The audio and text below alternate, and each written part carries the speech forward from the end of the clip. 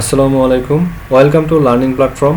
আপনারা দেখছেন এমএস ওয়ার্ডের ধারাবাহিক টিউটোরিয়াল। আজকে আপনাদের সাথে এমএস ওয়ার্ডের চেঞ্জ কেস নিয়ে আলোচনা করব। চেঞ্জ কেস বলতে কি বোঝায়? চেঞ্জ কেস বলতে হচ্ছে আমরা যে এমএস ওয়ার্ডের যে ওয়ার্ডগুলো লিখার পরে এই ওয়ার্ডগুলোকে একটা লাইন বা হোল সেকশনে বা একটা ডকুমেন্টের সবগুলো ওয়ার্ড আমরা বিভিন্ন স্টাইলিং করতে চাই।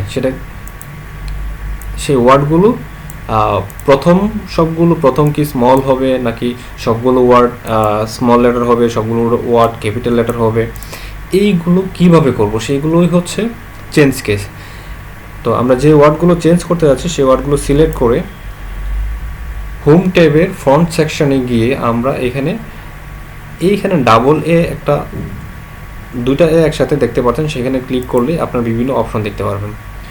এখানে এসে যদি আপনি পুরো ডকুমেন্টের এই লেখাগুলোকে লোয়ার কেসে করতে চান তাহলে কি করবেন, এই লোয়ার কেসে ক্লিক করলেই আপনার এই সবগুলো লেখা লোয়ার কেসে হয়ে যাবে। আবার আপনি চাচ্ছেন যে এই সবগুলো লেখা লোয়ার কেস রাখবেন না, প্রথম সবগুলোকে আপার কেস করবেন। সেটা করার জন্য হচ্ছে আপনাকে এই ফন্ট সেকশনে গিয়ে ডাবল এতে ক্লিক করলেই তো আপার কেস লেখা পাবেন, সেখানে ক্লিক করলেই সবগুলো লেখা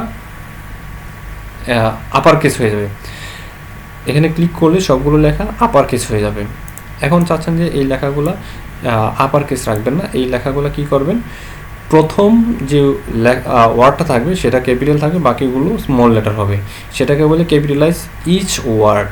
সেখানে ক্লিক করলে আপনার প্রথম ওয়ার্ডটা হয়ে যাবে ক্যাপিটাল এবং বাকি ওয়ার্ডগুলো হয়ে যাবে স্মল লেটারে। তো আপনি যদি ঠিক এটা বিপরীত চান যে প্রথম ওয়ার্ডটা স্মল হবে এবং পরবর্তী ওয়ার্ডগুলো ক্যাপিটাল হবে, সেটার জন্য হচ্ছে টগল কেসে ক্লিক করতে হবে। টগল কেসে ক্লিক করলে আপনার সেই মেথডগুলো চলে আসবে। এই ছিল এমএস ওয়ার্ডের চেঞ্জ কেস। আমার এই টিউটোরিয়ালটি যদি আপনার ভালো লেগে থাকে তাহলে অবশ্যই লাইক এবং কমেন্ট করবেন। যদি আপনার উপকারে এসে থাকে অবশ্যই সাবস্ক্রাইব করবেন। Thank you for watching.